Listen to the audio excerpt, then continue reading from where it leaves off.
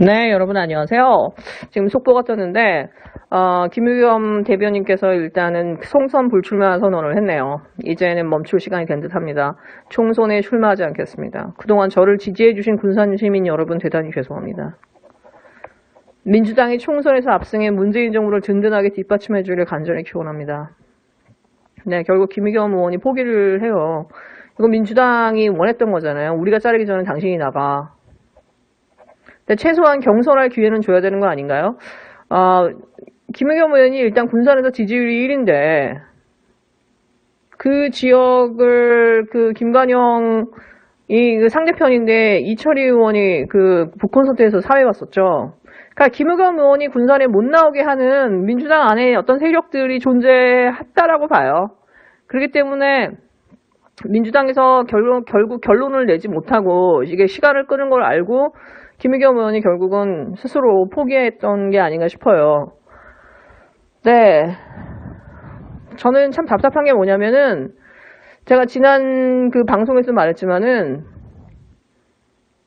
조국도 마찬가지고, 민주당은 정말 그러니까 제대로 싸울 수 있는 사람, 그리고 저쪽에서 정말 저렇게 반대하고 싫어하는 사람은 사실은 지켜야 되는 사람이라는 거거든요.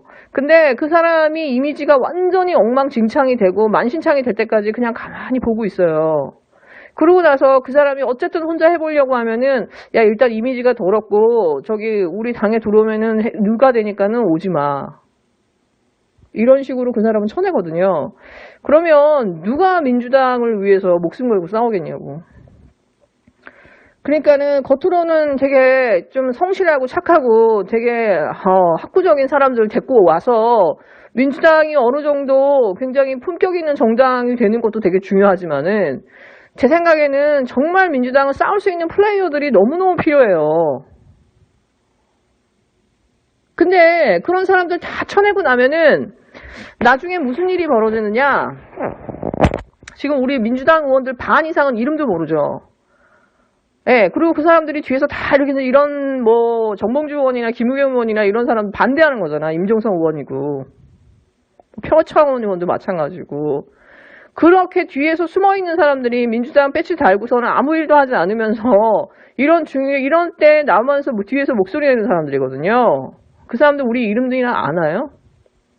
내가 대놓고 이름은 얘기하고 싶지 않지만. 네, 지금 보면요. 민주당이 얼마나 안이한 상황이냐면은 지금 만약에 예를 들어 축구 경기를 한다고 쳐요. 그러면 심판을 봐야 될 언론이나 이 검찰이요 플레이어로 뛰고 있어요. 저쪽에 심판이나 관중석에 있어야 되는 사람들이 플레이어로 뛰고 있단 말이에요. 진짜 온갖 더티 플레이를 다 해요. 근데 민주당은 열심히 성실하게 정상적으로 싸운다면서 그러면서 몸싸움을 하기 싫어가지고 네, 그 중앙선은 밖으로 들어가지를 않아요. 그리고 자기들은 정당하게 싸웠다고 얘기를 해. 그렇게 해서 지면 무슨 소용이 있나요? 심판이고 뭐고 다 저쪽 편인데. 예, 정말 어떻게 보면 개싸움 할 수 있는 사람들이 있어야 되는데 시민들이 맨날 고발하고 청원하고 하는데 민주당 가만히 있다가 그냥 당하고 있다가 그냥 맨날 유야무야 이런 식으로 넘어가요.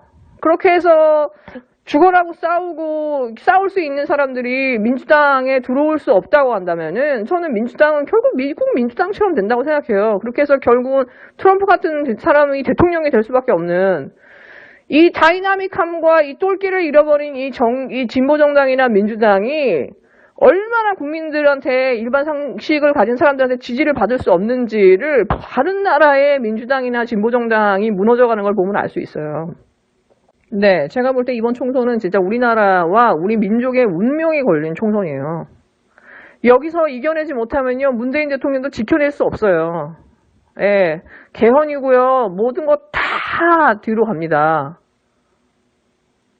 우리 진짜 정말 말도 안 되는 인간에게 지배당할지도 몰라요. 불과 몇 년 후면. 저쪽은 진짜 운명을 걸고요. 심판이고 주심이고 관중이고 캐스터고 나와가지고 다 저쪽 편에서 뛰고 있어요. 사실 그냥 빤스 벗었다고 해도 돼. 저거는. 어떻게 저렇게 대놓고 할 수 있을 만큼 언론이나 검찰이 저럴 수 있나 싶어요. 이제는 최전방 공격수가 검찰이 됐어. 언론이 됐어. 자한당은 완전히 걔네는 뻗어난 보릿자루야. 예, 이제 황교안은 잘리기 직전이에요. 내가 보면. 저 정도로 워낙 너무 열심히 뛰다 보니까는 진짜 핵심의 플레이어가 지금 다 떨어져 나가고 있는 상황이에요. 근데 민주당은 가만히 앉아 지켜만 보고 있는 거야. 그러면서 우리는 정당하게 싸우고 있다고. 네, 이런 식으로 가면요. 정말 문재인 대통령 지키지도 못할 뿐만 아니라 모든 게 다 뒤로 다 갈 거예요. 저러고 나물 세력이에요, 우리. 저쪽 애들은. 민주당은 저들이 짜놓은 어떤 그 프레임에 갇혀있지 말고 정말 창의적인 플레이를 해라. 그리고 정말 끝까지 돌파하는 골 결정력을 보여달라. 그 다음 또 하나는 뭐냐면 네이버가 왜 중요하냐. 네이버가 20, 30대의 지지율을 떨어뜨리는데 제가 볼 때 거의 핵이에요. 핵. 민주당이 왜 그걸 간파를 못하는지 모르겠어. 예, 요즘 20대들은 정치에 관심이 없어요. 그냥 헤드라인만 딱 봐요. 헤드라인 보면은 20, 30대가 도저히 지금 여당을 좋아할래야 좋아할 수 없게 만들어놔요. 모든 앞에 있는 뉴스들이. 그리고 20, 30대가 네이버를 가장 많이 이용하고 있고. 그러니까 민주당은 제발 좀 정신 좀 차렸으면, 문제의 본질을 좀 찾았으면, 싸움의 기술 좀 익혔으면 좋겠어요. 네, 나경원만 해도 그래요. 그 김현정 뉴스쇼 나와서 하는 거 보세요. 진짜 뻔뻔함에 끝이 없어요. 거짓말도 이 여자는 끝이 없어. 근데 뭐 고민정이랑 붙이니까는 뭐 급이 안 되는데 고민정이랑. 예, 나경원이 정상적인 사회였으면 벌써 감옥 가야 되는 여자예요. 이 여자가 어디서 총선에 나오면서 급이 안 돼 뭐를 따집니까? 예, 지금 오늘 보니까 나경원이 그 뉴스타파 김용진 대표하고 황희성 기자를 그 민사로 3천만 원씩 또 걸었어요. 지난주에 MBC 그 기자 3천만 원 걸었잖아요. 서유정 기자도 손해배상 청구했단 말이야. 근데 이 여자가 방송이나 언론 매체에다가는 맨날 형사 고소한다고, 형사 고발한다고 계속 얘기했거든요. 근데 보시면요, 민생경제연구소는 지금 그 고소도 못하고 있고요. 언론사한테도 못 타가지고 그 기자 한 사람 한 사람한테 손해배상 청구를 하고 있거든요. KBS 이화진 기자도 그렇고. 왜? 언론사를 상대로 하면 언론사가 그 기자를 대신해서 대리를 해주니까는 기자 한 사람 한 사람 괴롭혀서 자갈을 물리는 거예요. 그래서 기사를 못 쓰게 하는 거란 말이지. 근데 이 여자가 불과 얼마 전에 일베에 대해서 없애달라고 청원 들어왔을 때 뭐라고 했어요? 일베 때 표현의 자유를 막지 말라고 하면서 민주주의를 탄압하고 언론을 탄압하는 정부라면서 이 여자가 그랬는데 막상 이 여자는 네티즌부터 해가지고요. 기자들한테 계속 소송을 걸거든요. 근데 뉴스타파 같은 경우는 1심, 2심 전부 다 무죄 났거든요. 이 여자 방송에 대해서. 근데 이 여자가 적반하장으로 지금 뉴스타파한테 지금 민사소송 걸고 있거든. 지 선거 때문에. 피해자 코스프레 하려고. 근데 뉴스가 안 돼요. 어저께 그 황희도 알림이에서 그 안진걸 소장이 나오셔서 처음에 6천만 원 소송 걸었다라고 단독으로 일단 때리고 그 다음에 오늘 미디어 오늘이 받은 거 외에는 없어요, 여러분. 똑같은 사안에 대해서 정말 언론이 이렇게 불공정해요. 예를 들어서 나경원 같은 경우는 그 건물 사가지고 그 몇십억 그 차익 남기고 팔았잖아. 그리고 그 건물에 뭐 있었어? 그 여자 나오는 술집이 있었잖아요. 예, 언론에 나온 게 없어요. 근데 정경심 교수는 뭐야? 나는 강남에 그 건물 갖는 게 내 꿈이라고 말한 그 문자 메시지. 그거 정말 개인과 개인, 어떻게 보면 동생이면 진짜 가족이잖아요. 공적인 사람이 아니잖아. 공적인 사람한테 그런 말 하겠어요? 가족이니까 그런 얘기 할 수 있는 거고, 서로 재산을 공유하고 재산을 동시에 물려받은 형제들이니까 그런 얘기 할 수 있는 거지. 그리고 정경심 교수가 재산이 없어요? 건물이 없어요? 그리고 이게 상호펀드하고 관련이 있어요? 근데 그거를 유일한 증거라고 지금 검찰에 내밀었는데 그걸 가지고 정경심 강남 아줌마 뭐 프로젝트 건물주 대기 프로젝트 해가지고 KBS는 막 진짜 대서특필이었더라고. 언론이 이따위예요. 나는 건물주 얘기하길래 그럼 나경원 건물에 대해서는 왜 하나도 안 들어지? 나경원에 지금 나온 상황이 조국의 그 나온 상황하고 비교했을 때 그 경중이 누가 더 심해요? 심지어 나경원 같은 경우는 이미 증거가 다 나왔어. 근데 보세요. 서울대 같은 경우는 조국을 직위해제하면서도요. 그 윤영빈 그 교수와 그 대학원생들에 대해서 아무런 발표를 안 해요. 지금 그게 터진 게 9월인데. 예, 민주당은 이 각 개별 사안들이 얼마나 불공정하게 이루어지고 있는지를 국민들한테 빨리 환기시키는 역할을 해야 된다. 그리고 대안을 제시해야 된다. 정말 민주당이 욕먹지 않으면서 이 총선에서 제대로 된 승리를 하려고 하면 이 답답한 국민들의 속을 좀 풀어줘야 돼요. 네, 그리고 어저께 SBS 스페셜이 정말 화제가 많이 됐죠. 그 검찰 카레 연대기. 예. 이 윤석열 검찰이 정의 집행자인가 아니면 권력의 사냥꾼인가.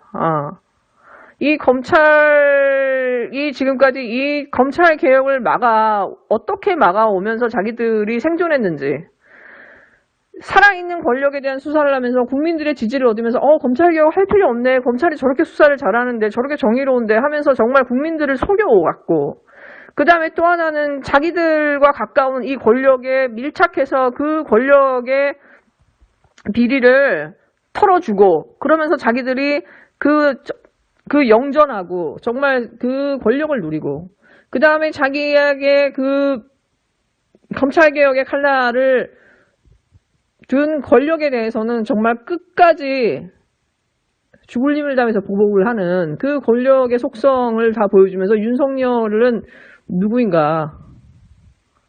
그러니까 한마디로 검찰주의자라는 거죠, 이 사람들. 이 사람이 사람에게 충성하지 않는다라는 그 말 앞에 숨겨졌던 나는 검찰을 너무나 사랑한다라는 그 말이 어떻게 보면 그 윤석열의 본질이라는 거예요. 근데 저는 그건 윤석열의 또 하나의 본질이라고 하지만은 기본적으로 저는 윤석열은 인간이 아니라고 봐요. 지금까지 본인을 잘 포장하고 이렇게 그 권력을 위해서 그 단 한 번도 가해자인 적이 없었는데 자기를 잘 포장해 놨을 뿐이야, 정의로운 검사로. 그리고 그게 그 본질이 지금 이 권력을 딱 쥐자마자 바로 드러나는 거죠. 예. 그리고 지금 자한당은 윤석열을 너무 띄워주다가 이제는 완전히 스텝이 꼬여가지고 지금 얘네들이 윤석열이 2위야 하면서 지금 언론들이 좀 조용히 있거든요. 왜? 지금 자한당이 스텝이 꼬였어. 그러면 윤석열이랑 경쟁해야 되는 상황이잖아요. 그리고 이제 황교안은 물러나가야 되는 상황이야. 황교안이 지금 또 다른 보릿자루 아니에요. 물론 황교안은 오래 버틸 수는 없지. 그렇다고 해서 윤석열이 대안이 될 수는 없는 거예요. 그러면 국민들이 봤을 때는 그러면 대한민국을 검찰공화국으로 만들라는 거야? 아니 칼잡이에게 권력까지 준다 그러면 이 나라는 어떻게 되는 거야? 이거는 국민들이 물어야 되는 상황이거든. 이거에 대해서는 얘네들이 대안이 없는 거예요. 칼잡이는 칼잡이로 있을 때 그 의미가 있는 거지. 칼잡이를 권력을 쥐어주면 어떻게 되는데? 그 황교안이 뭐고 걔네들 다 가만 놔두겠냐고. 마음만 먹으면 기소할 수 있는 건데, 나경원도 지금은 윤석열이랑 친하니까 뭔가 봐주고 있겠지만, 나경원하고 윤석열이 흐트러지는 순간 나경원도 죽는다고 한다면 그 어느 누가 검찰공화국을 원하겠어요. 지금 문재인 정부를 위해서 얘네들이 막 하고 있지만은 저는 스텝이 꼬였다고 봐요. 저는 그거에 대한 그 반론으로서 SBS 스페셜이 나왔다고 봐요. 이거 너무한 거 아니야? 윤석열을 좀 견제해야 되는 거 아니야? 이러면 안 될 것 같은데? 예, 그런 차원에서 SBS가 워낙에 태세 전환을 잘하잖아요. 그런 의미에서 나오지 않았나라는 생각이 저는 많이 들더라고요. 부전자전이란 말 있잖아요. 이 손구민이라는 이 서울경제 기자가 손석희 아들이거든요. 근데 여러분, 서울경제가요, 그 조국 사태에서 굉장히 많이 떴어요. 검찰발 단독 기사를 엄청 냈고요. 이번에 그 상가집도요, 서울경제하고 SBS하고 그 경향 유익원만 냈어요. 그러면서 그 손석희 JTBC뿐만 아니라 이 아들까지도 굉장히 떴거든요. 근데 얘가 진짜 기레기의 진짜 완전 새끼 기레기지. 야, 어떻게 그 기자 지난 지 한 1년밖에 안 된 애가 이렇게 기레기 짓을 할 수 있나 싶은 거예요. 그 단독 인터뷰하면서 귀국 우한교민 독방살이 시작에 안 쓰던 일기장 펼쳤다. 이러면서 지금 격리되어 있는 그 교민을 가지고 다시 또 이제 갈라치기 기사를 쓰면서 이제 엄청 지금 욕을 먹고 있거든요. 네, 진짜 손석희 이름이 아깝네요. 네, 여러분 즐거운 하루 되세요.